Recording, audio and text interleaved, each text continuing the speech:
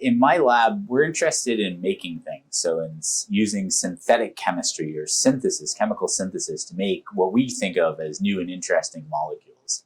And we're predominantly interested in trying to learn something about how the structure of these new molecules can influence either their properties or their reactivity. And there's lots of potential applications for this, but most of our focus to date has been in the idea of interconverting between light and electricity. So if you think about adding electricity to a molecule, for example, or electrical energy to a molecule and getting light out, you have something like a display. If you think about going the other direction, putting light in and using that to generate electricity, you've got the potential to generate something like a solar cell. So a lot of our thinking has been along those lines, but I should emphasize that what really motivates my group is an interest in the fundamentals. So the fundamental synthetic work, the fundamental structure of molecules, and how this can influence properties. Being inducted to the College of the Royal Society of Canada is a significant achievement. How does it feel to be recognized as part of the emerging generation of Canadian intellectual leadership?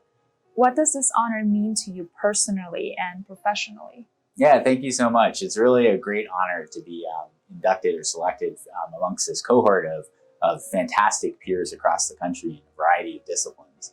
But, like with any endeavor in science, it involves a huge team. And so one of the greatest things for me about this is just the recognition it's brought to the students, the amazing students that I've been fortunate to work with here at the U of M. And this really is just a testament to what I think is the environment that together we've been able to craft, where students can come in and just be interested in what I mentioned before, in the fundamentals of synthetic chemistry and how that can influence properties. And together we can learn and make what we think of as potentially incremental discoveries, but hopefully these are going to help add to the body of knowledge that we're developing as a collective group of humans all across the world to help ultimately push knowledge forward and make the world a better place. As a member of the college, you have the opportunity to collaborate with other outstanding scholars from various disciplines. How do you envision leveraging this multidisciplinary platform to further your research or promote cross-disciplinary collaboration in your field?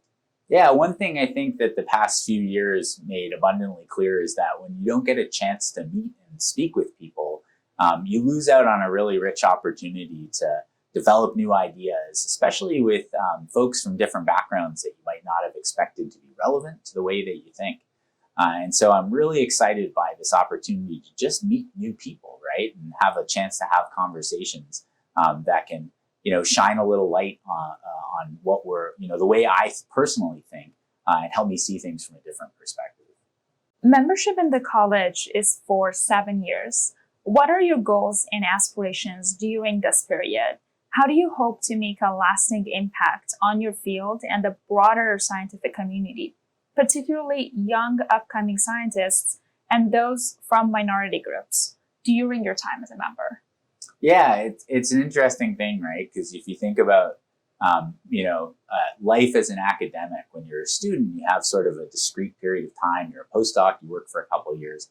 But now that I've been fortunate enough to land here at the University of Manitoba and develop my own lab, the future is sort of open-ended, right? And so thinking about a 7-year period, I prefer almost to think about it as a day-to-day, right? And I'm so fortunate to come in each day and do a job that affords me to be interested and be curious and engage with curious students and to try and think about ideas. So hopefully we can just keep that going, right? And we'll see where the next 7 years takes us.